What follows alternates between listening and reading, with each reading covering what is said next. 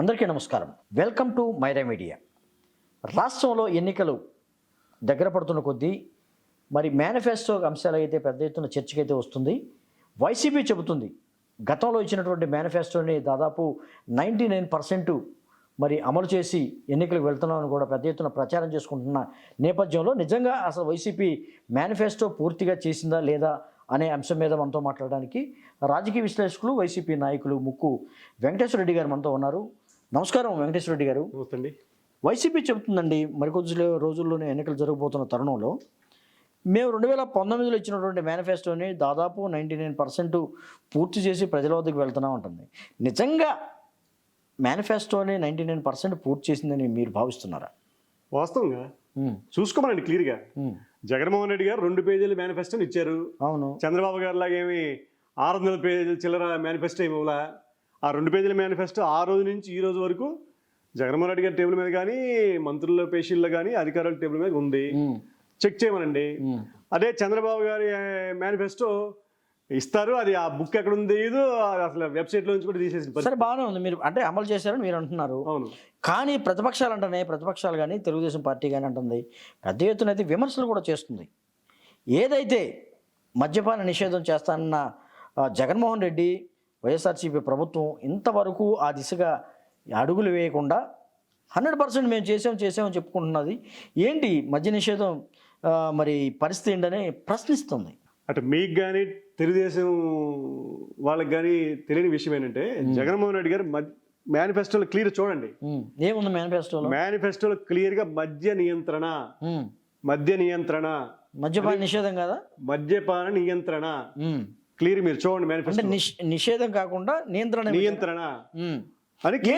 ఏంటి? మద్యపాన నిషేధానికి నియంత్రణకి తేడా ఏంటి? నిషేధం అంటే పోయినసారి ఎన్టీ రామారావు గారు మద్య నిషేధం అని కంప్లీట్ పూర్తిగా దాన్ని బ్యాన్ చేసి సడన్ గా ఎన్నికల అయిన తర్వాత ఆల్ ఆఫ్ సడన్ గా బ్యాన్ చేసి, సో అప్పుడు ఎన్ని ఇబ్బందులు పడ్డారు. అలా అవుతుంది, ఇలా అవుతుంది, అక్రమ మద్యం వస్తుంది, దొంగ సారా కాస్తున్నారు, అదని ఇదని విపరీతంగా వీళ్ళే మళ్ళీ ఈవేళ మన ఎల్లో మీడియాని అడ్డం పెట్టి మళ్ళీ మద్య నిషేధం అమలు చేయలేకపోతున్నాము, చాలా కష్టపడాల్సి వస్తుంది, చాలా ఇబ్బంది అవుతుంది, అసలు దీన్ని సాధ్యమయ్యే పని కాదని మళ్ళీ అనుకూలంగా చెప్పించుకొని మళ్ళీ మద్యాన్ని ప్రవేశపెట్టారు. అంటే మద్య నిషేధం కాదు, మద్య నియంత్రణ అంటారు. ఇప్పుడు నియంత్రణ ఏంటి?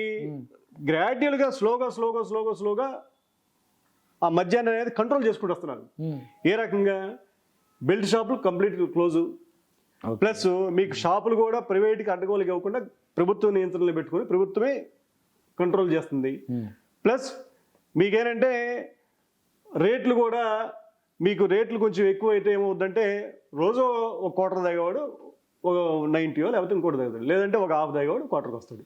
సో అలా గ్రాడ్యువల్గా ప్రజల్ని వాళ్ళ మైండ్ సెట్స్ని ప్రిపేర్ చేసి ట్యూన్ చేసి తీసుకెళ్ళాలి. కానీ మీలాగా అడ్డగోలుగా ఏదో ఇష్టమైనట్టు హామీ ఇచ్చేసి తర్వాత మళ్ళీ అది కాదని మళ్ళీ ప్రవేశపెట్టి ఇవన్నీ చేయడం కాదు. మీరు క్లియర్ చూసుకోండి కావాలంటే. కానీ రాష్ట్ర నియంత్రణ, సరే మీ మాట ప్రకారం మద్య నియంత్రణ జరుగుతుందంటారా? ఖచ్చితంగా చూడండి, మీరు చెక్ చేయండి. మద్య నియంత్రణ జరుగుతుంది, చెక్ చేయండి. మీకు గవర్నమెంట్ ఫిగర్స్ ఉంటాయి కదా. ఓకే. ఆ మ్యానుఫ్యాక్చర్ చేసే ఆల్కహాల్ మ్యానుఫ్యాక్చర్ చేసే గతంలో ఎంత ఉంది, గ్రాడ్యువల్గా సంవత్సరానికి ఎన్ని వేల కేసులు తగ్గుతుందని మీకు క్లియర్ ఉంటుంది కదా. కానీ వెంకటేశ్వర రెడ్డి గారు మద్యపానం సంబంధించినటువంటి ఆ ఇన్కమ్ చూసుకుంటే ఎక్కడా కూడా తగ్గలేదు. ఇంకా మద్యపానం మీరు రేట్లు పెంచినా కానీ ఇన్కమ్ కూడా, మద్యానికి సంబంధించినటువంటి ఆదాయం కూడా గణనీయంగా పెరిగిందని కూడా చెప్తున్నారు. దీన్ని ఎలా చూస్తారు మరి? అది చూడండి, చెక్ చేయండి. మీరు ఫిగర్స్ చెక్ చేయండి. ఊరికి మనం మాట్లాడుకుంటే వేగ్గా మీరు ఫిగర్స్ చెక్ చేయండి. ఇప్పుడు అంతకుముందుకి గతానికి ఇప్పటికి ఇదిగో ఇన్ని వేల కేసులు ప్రొడక్షన్ తగ్గింది అని క్లియర్ చూపిస్తున్నారు కదా. అదొక అంశం. మద్యం గురించి ఒక అంశం కూడా హైలైట్ అవుతుంది. బ్రాండ్స్ లేకుండా ఏదో నామకే వాస్తో కొన్ని బ్రాండ్లు పెట్టడం, అలాగా ఒక బ్రాండ్ లేకుండా మద్యం విక్రయించడం కూడా ఇక్కడ విమర్శల పాలవుతుంది జగన్మోహన్ రెడ్డి ప్రభుత్వం. ఇప్పుడు బ్రాండ్స్ అంటే ఆల్రెడీ ఉన్న బ్రాండ్స్ ఉన్నాయండి. ఇప్పుడు కొన్ని కొత్త బ్రాండ్స్ వచ్చినాయి. కొత్త బ్రాండ్స్ ఎవరు ప్రభుత్వం ఏమో వాటిని ప్రపోజల్ చేసి తీసుకొచ్చారు. వాళ్ళు అదేమంటే విమర్శలు చేస్తున్నారు, బూమ్ అని అదని అవన్నీ వాళ్ళ హయాంలో ఇంట్రడ్యూస్ చేసినాయి, వాళ్ళ హయాంలో ప్రపోజల్స్ అన్ని వచ్చినాయి.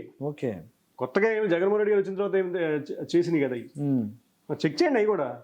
అంటే బ్రాండ్లు ఎందుకు తీసాల్సి వచ్చింది అనేది ఒక ప్రశ్న ఇక్కడ. బ్రాండ్లని ఉన్న బ్రాండ్లు తీసేసి ఏదో తెలియని బ్రాండ్లు తీసుకొచ్చి, విచిత్రమైన బ్రాండ్లు తీసుకొచ్చి, స్పెషల్ స్టేటస్ అంట, లేకపోతే బూము ఇటువంటివన్నీ ఎందుకు తీసుకురావాల్సి వచ్చింది? అవన్నీ జగన్మోహన్ రెడ్డి గారు తీసుకొచ్చినా ఏం కాదు కదా, ఆల్రెడీ వాళ్ళ ప్రభుత్వం మీకు క్లియర్గా ఆన్ రికార్డ్ కూడా చూపించారు కదా. అవును. అదే మీకు జగన్మోహన్ రెడ్డి గారు తీసుకొచ్చినా ఏం కాదు.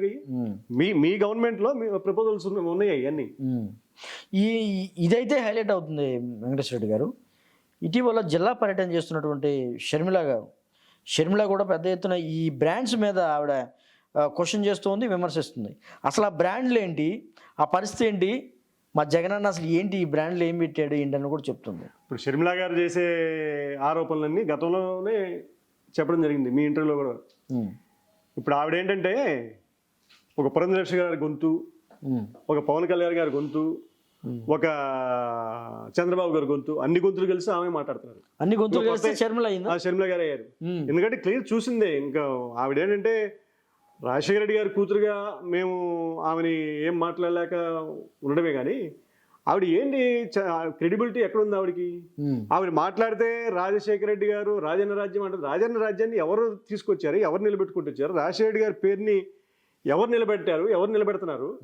మీరు తెలంగాణకి వెళ్ళి నేను ఇక్కడే పుట్టాను, నేను ఇక్కడే పెళ్లి చేసుకున్నాను, ఇక్కడే పిల్లల్ని కన్నాను, లేకపోతే అసలు నా బతుకంతా ఇక్కడే, నేను చావు ఇక్కడే అని ఎన్ని మాటలు చెప్పి మీరు అక్కడ విశ్వసనీయత కోల్పోయి ఇక్కడొచ్చి మీరు మళ్ళీ జగన్మోహన్ రెడ్డి గారిని విమర్శిస్తే అది హాస్యాస్పదం.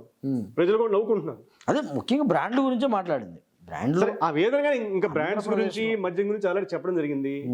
సో ఏదైతే వాళ్ళ గొంతు ఉందో అదే గొంతు మీరు వినిపిస్తున్నారు, అంతే సింపుల్. కొత్తదేం లేదు అక్కడ. సో మద్యపానం కాదు, మద్య నిషేధం అని మీరు చెప్తున్నారు. మద్య నియంత్రణ అంటున్నారు. ఓకే, చాలా బాగుంది. అయితే ఇక్కడ ఒక హైలైట్ అయిన విషయం ఏంటంటే, ఒక ప్రధాన ప్రతిపక్షంకు సంబంధించినటువంటి ఏది రాబోయే ఎన్నికల్లో ప్రధాన ప్రతిపక్షం ఏదైతే మేనిఫెస్టోగా పెట్టబోతుందో ఆ మేనిఫెస్టోని నిజంగా నేను అనుకోవటం ప్రపంచ చరిత్రలోనే తొలిసారిగా ఒక అసెంబ్లీలో ఒక ప్రతిపక్ష పార్టీకి సంబంధించినటువంటి రాబోయే మేనిఫెస్టోని ఒక ముఖ్యమంత్రి ప్రదర్శిస్తూ చెప్పడం అనేది తొలిసారి అనుకుంటాను నేను. అవును, మరి ఇప్పుడు చంద్రబాబు గారు ఏంటి గతంలో లాగా మసిబుజు మారాడిగా చేసేసి ప్రజల్ని మభ్యపెట్టేసి మళ్ళీ తర్వాత ఆయన చెప్పింది నిజమే, ఆయన చెప్పింది కరెక్ట్ అని వాళ్ళు ఎల్లో మీడియా ద్వారా ఒకే వార్తని, ఒకే అబద్ధాన్ని పదే పదే చెప్పడం, వాళ్ళు టీవీలో చూపించడం వల్ల ఏంటంటే అది నిజంలాగా చేశారు.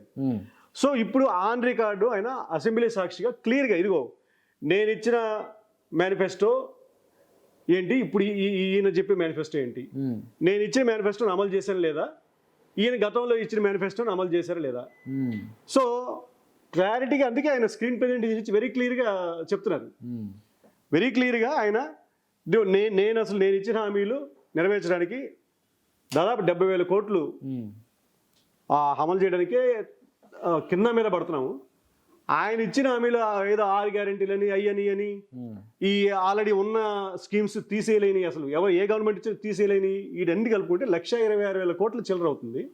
ఇంకా కొన్ని హామీలు ఏదో ఆయన ఇవ్వబోతున్నాడు, దాదాపు 1,40,000 కోట్లు 1,50,000 కోట్లు అవుతుంది. ఏ రకంగా ఇచ్చిస్తాడు?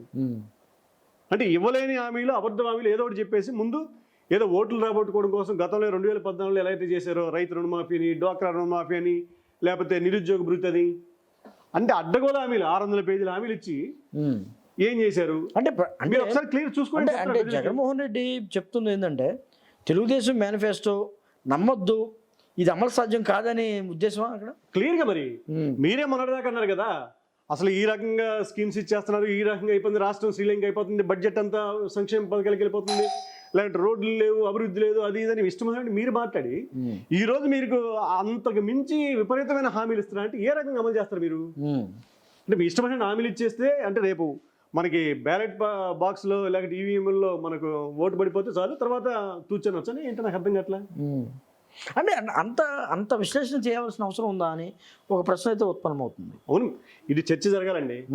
రాష్ట్రంలో ఉన్న ప్రతి ఇంట్లో కానీ, కొంచెం చదువుకున్న వ్యక్తి కానీ, కొంచెం మేధావి అనుకున్న ఎవరైనా కానీ ఈ పాయింట్ ఆఫ్ వ్యూలో ఖచ్చితంగా ఆలోచించాల్సిందే.